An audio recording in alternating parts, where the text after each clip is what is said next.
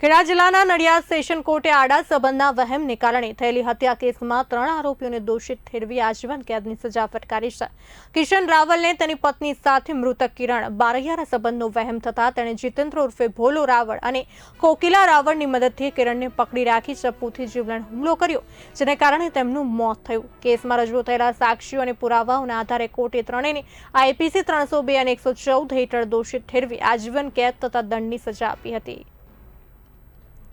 29/4/2023 રોજ રાત્રે 12:15 વાગ્યાની આસપાસ આ કામના આરોપી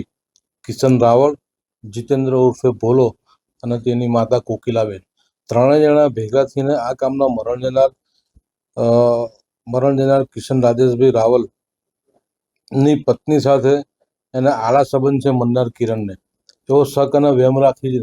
તેની માતા કોકિલાબેન અને બંને ભાઈઓ ત્રણેય જણા ભેગા થઈને રાત્રે ચકલાસીમાં ટાવર પાસે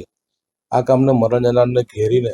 અને આ કામના જે આરોપી છે મુખ્ય આરોપી કિશન એને ચપ્પાના ઘા મારીને અને સ્થળ ઉપર જ આ કામે મરણ જનાર કિરણનું મોત નિપજાવેલું હતું। તે બાબતની ફરિયાદ મરનારના ભાઈએ ચકલાસી પોલીસ સ્ટેશનમાં આપતા ચકલાસી પોલીસે સમગ્ર બનાવની તપાસ કરીને નામદાર કોર્ટમાં વિગતવાર ચાર્જશીટ કરેલું અને જે ચાર્જશીટના અનુસંધાને આજરોજ નામદાર કોર્ટમાં સેશન કેસ નંબર 136/2023 ચાલી જતા નામદાર કોર્ટે આ કામના આરોપી નંબર 1 કિશન રાવળ અને નંબર 2 જીતેન્દ્ર ઉર્ફે ભોલાને ઇપીકો કલમ 302 સાથે ઇપીકો કલમ 114 વાંચતા બંને આરોપીને